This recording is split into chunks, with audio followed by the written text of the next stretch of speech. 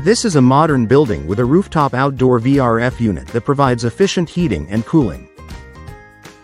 Next, we see multiple indoor units connected through refrigerant piping, distributing air throughout the building. Variable refrigerant flow is controlled by electronic expansion valves, allowing precise temperature adjustments.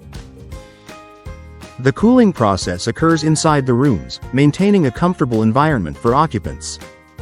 Key advantages include energy efficiency and zoning control, making VRF systems an optimal choice.